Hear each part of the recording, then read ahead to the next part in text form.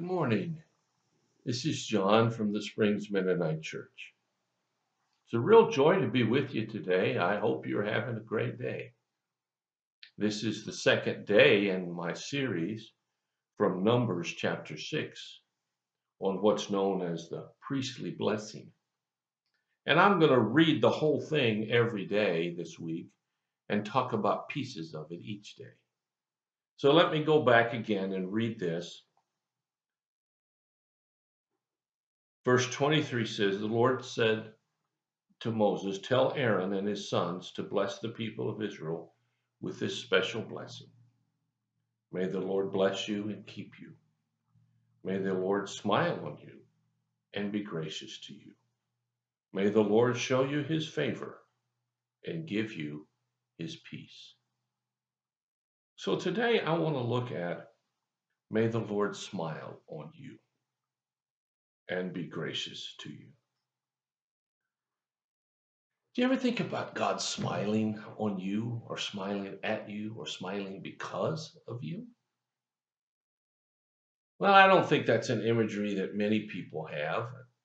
Probably a sad situation because God seems to like doing it.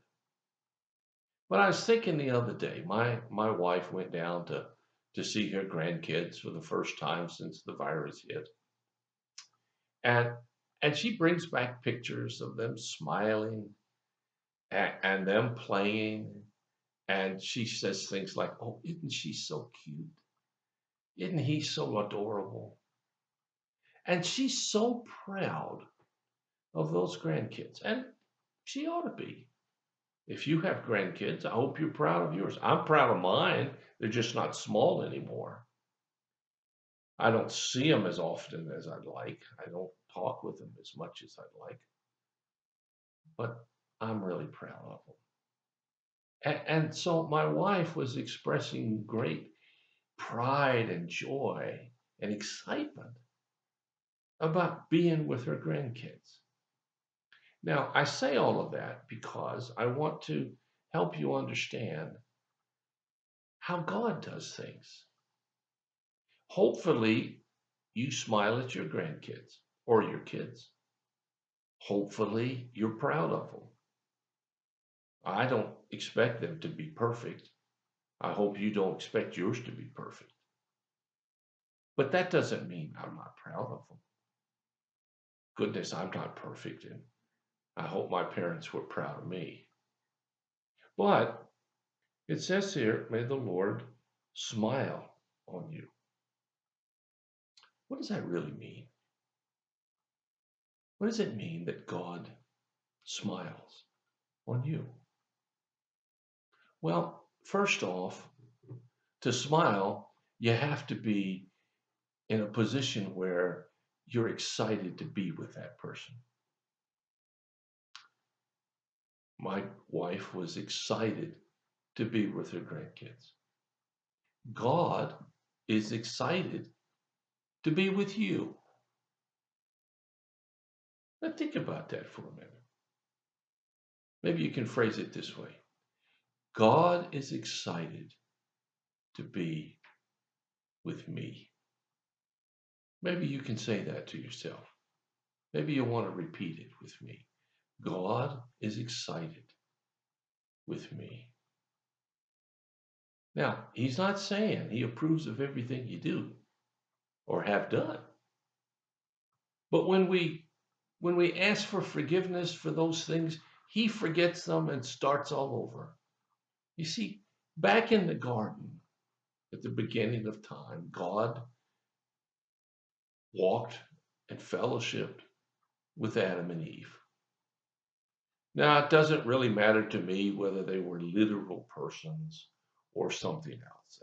That's for somebody else to argue. I don't care. But I do know that God, when he created the world, it says many times, and it was good.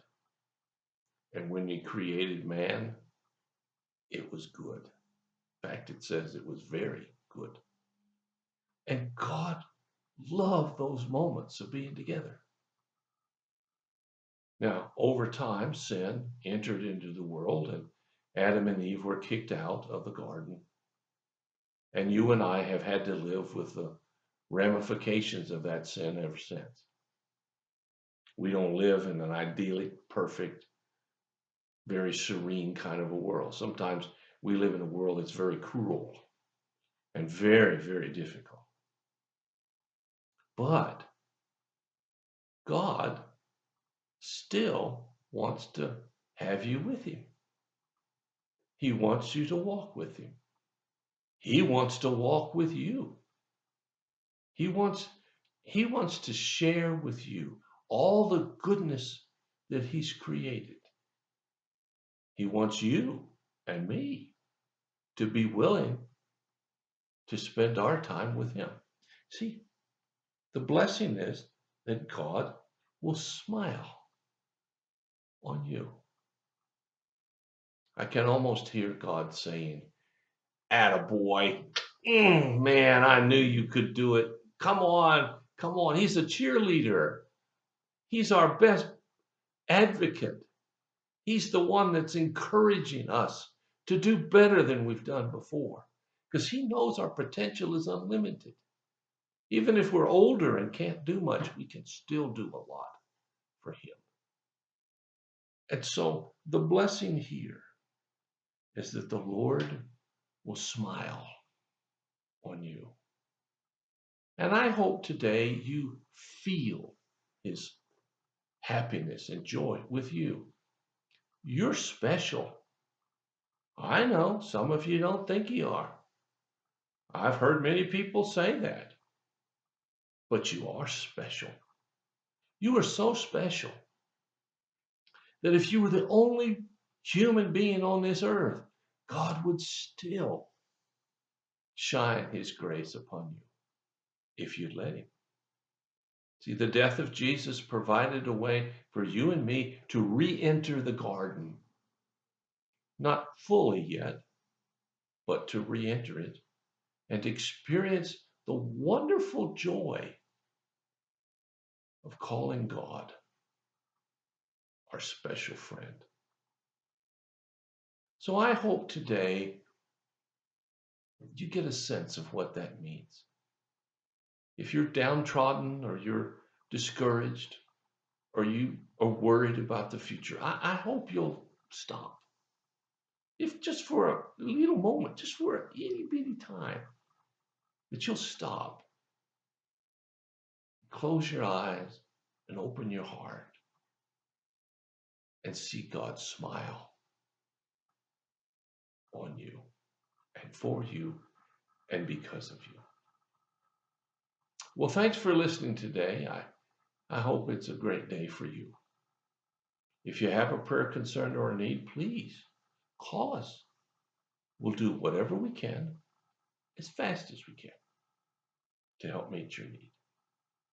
So until tomorrow, God bless you. I'll talk to you again.